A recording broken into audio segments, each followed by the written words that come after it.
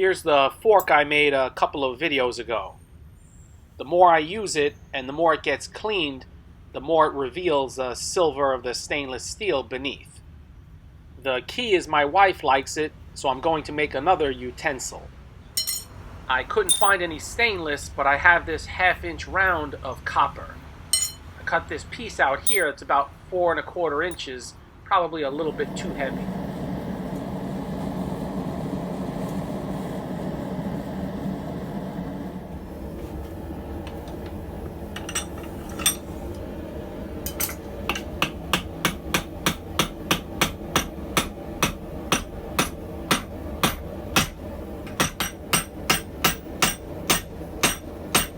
I want to make a somewhat larger tablespoon.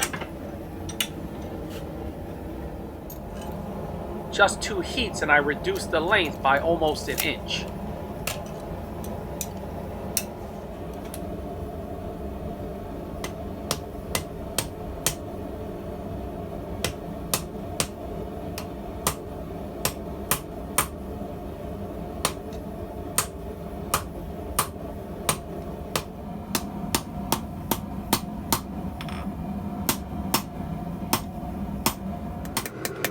I need to give a big shout out to Richard Ian Carpenter for his very generous recent donation.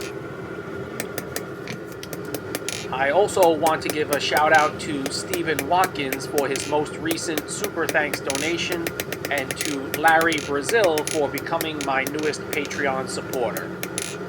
To this trio of gentlemen, thanks so much.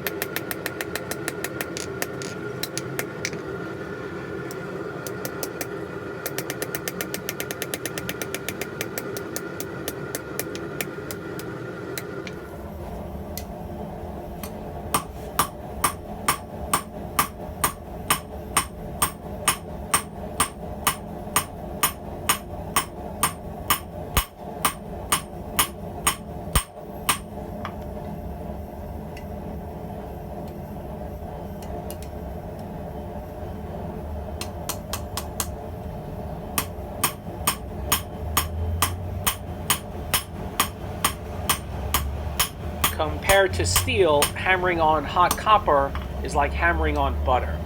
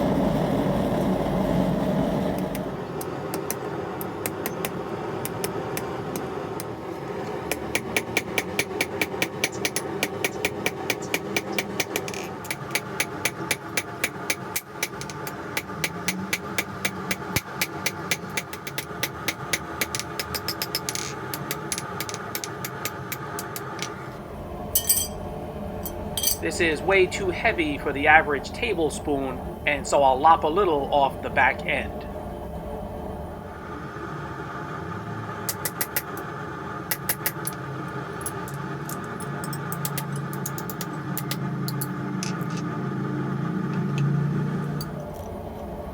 I can easily melt these scraps of copper and make little billets like this that I can use for other projects.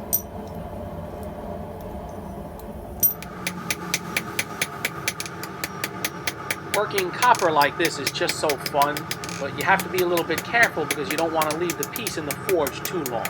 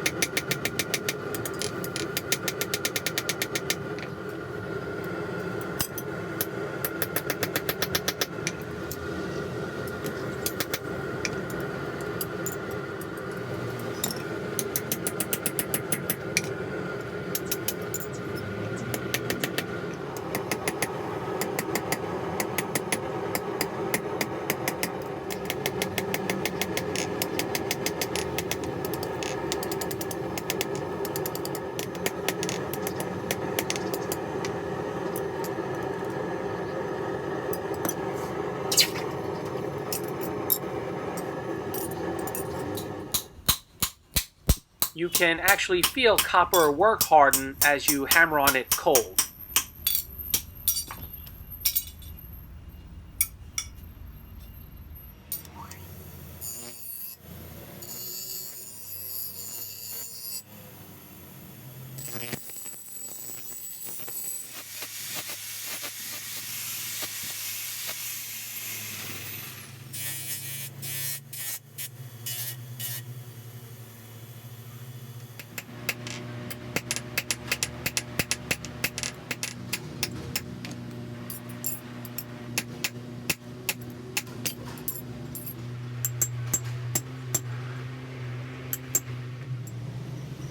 I don't have a spoon swage depression, so I just make something quick out of wood.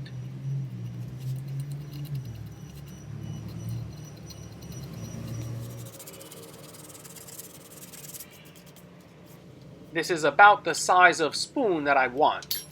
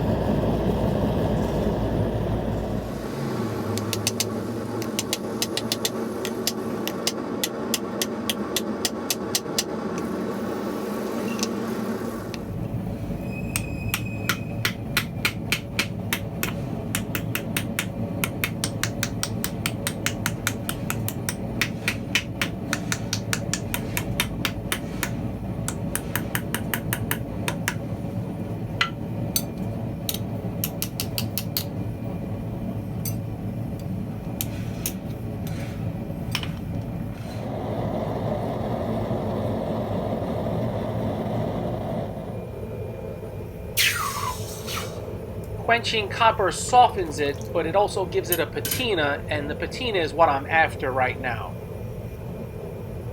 I'm not quite satisfied. I'll give it another go.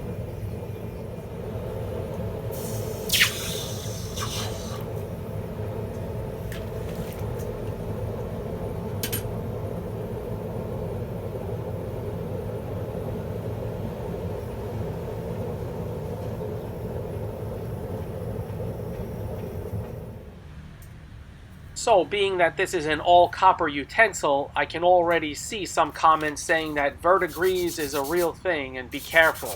Well, as long as I use this spoon and keep it clean, I don't think I have to worry about verdigris.